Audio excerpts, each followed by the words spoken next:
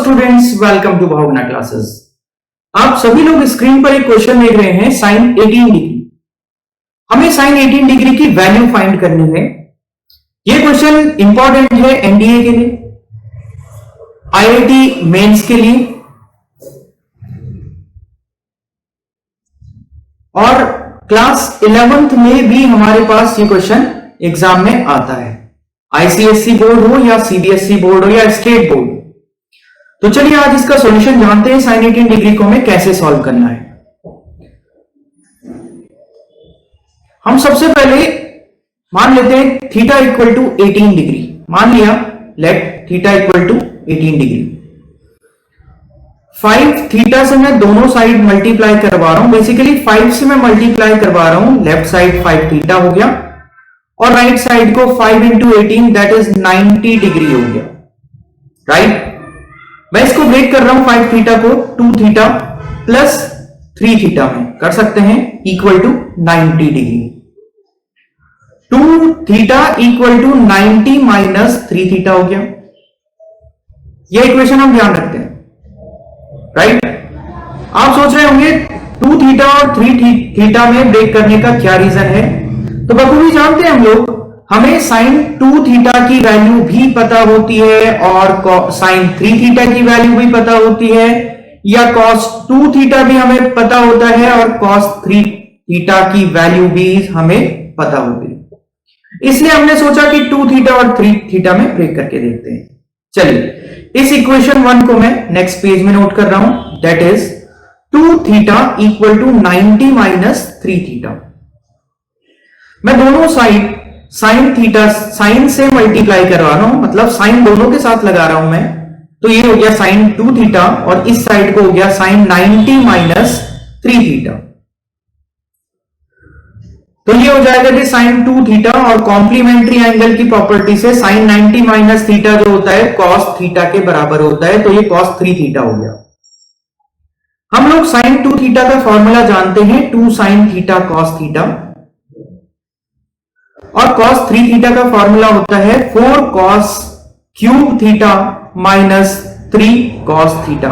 यह आप लोगों को ध्यान रखना होगा।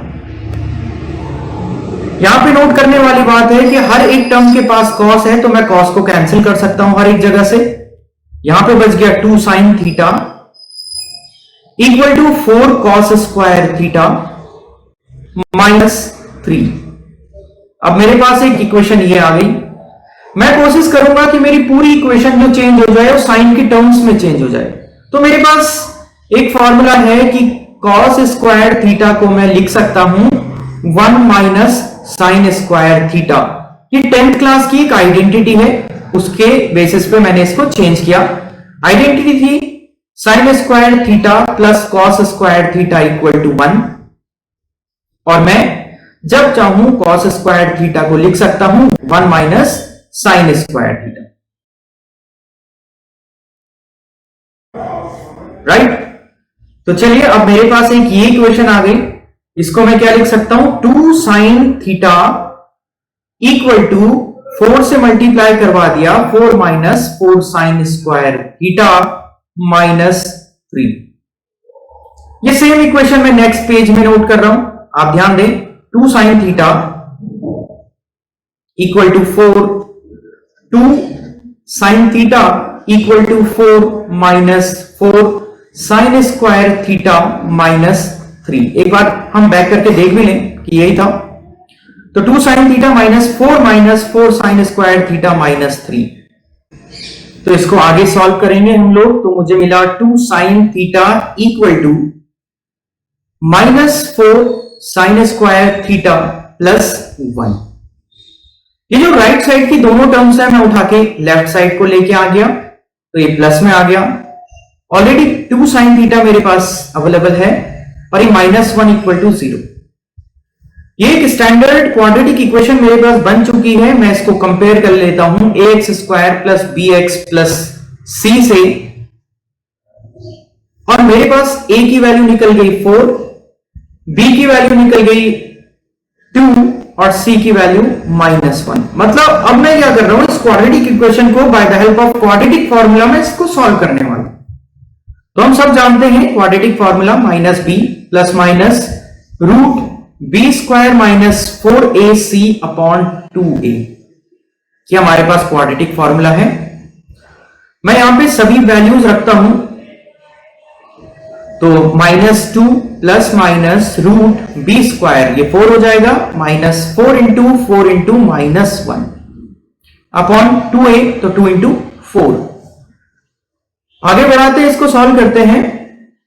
ये हो जाएगा 4 प्लस 16 दैट इज 20।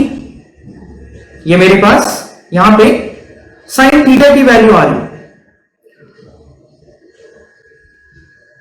मैं आगे सॉल्व कर लेता हूं इसे। ये लास्ट टर्म मैं नोट कर लेता हूं, -2 plus minus root 20, -2 plus minus root 20 upon 8। अभी मैं सिंपली इसको 2√5 लिख सकता हूं, 2√20 को अपॉन 8 है, मैंने ऊपर से 2 कॉमन लिया, बचेगा -1 प्लस माइनस रूट 5 अपॉन 8, और इसको सिंपली कैंसिल किया जा सकता है। तो फाइनली जो हमारे पास वैल्यू आई है वो है -1 प्लस माइनस रूट 5 अपॉन 4। इसका मतलब मैं ये कह सकता हूं कि हमारे पास साइन थीटा की 2 वैल्यू आई है, साइन थीटा, या मैं इसको साइन 18 डिग्री भी अब लिख सकता हूं। पहली वैल्यू है √5 -1 upon 4, and second value is sine theta equal to sine 18 degree equal to -√5 -1 upon 4। अब दोनों में से एक ही वैल्यू सही होगी, इस बात को हम अच्छे से ग्राफ के थ्रू समझ सकते हैं। तो बहुत आसानी से आप लोग समझ पाएंगे। साइन का ग्राफ जो है वो कुछ ऐसे मूव करता है, कुछ ऐसा। ये 0 डिग्री हो गया, और यहां पे ये π/2 होता है, और ये पाई होता है। ये मैं इसलिए समझा रहा हूं कि आप देखिए 0 से जब हम पाई की तरफ को मूव कर रहे हैं, तो ये जो है यहां पे आप नोट कीजिए, ये पॉजिटिव दिखा रहा है हमें, यानी कि साइन की वैल्यू 0 से π/2, 0 से 90 में पॉजिटिव होती है। अब जिसको ग्राफ नहीं आता वो ऐसे समझ सकते हैं कि साइन 0 डिग्री की वैल्यू होती है 0, और साइन 90 डिग्री की वैल्यू होती है 1, राइट। तो ये 0 से 1 मूव कर रहे हैं, 0 से 90 डिग्री जाने में 0 से 1 वैल्यू हो रही है, इसका मतलब पॉजिटिव वैल्यू हो रही है। ओके, तो अब आप लोगों की अच्छे से समझ आ चुका होगा कि ये तो जो मैंने वैल्यू प्रोवाइड की है ये प्योरली नेगेटिव वैल्यू है, मतलब ये हमारा आंसर नहीं हो सकता। और ये जो वैल्यू आई हमारे पास ये एक पॉजिटिव वैल्यू है, तो यही हमारा आंसर होगा। इसलिए मैं ये कह सकता हूं कि मेरे पास साइन 18 डिग्री की वैल्यू आई है √5 -1 अपॉन 4। ये मेरा एक वैलिड आंसर होने वाला है, ऑलराइट। तो उम्मीद करता हूं आपको ये सॉल्यूशन पूरी तरह से समझ आ गया होगा। जैसा कि वीडियो की शुरुआत में भी बताया था कि एनडीए के एग्जाम में या फिर आईआईटी मेंस में या क्लास 11th में इसकी शुरुआत होती है, तो इन तीनों क्लासेस के लिए बहुत इंपॉर्टेंट क्वेश्चन होने वाला है। इसको अच्छे से समझिए।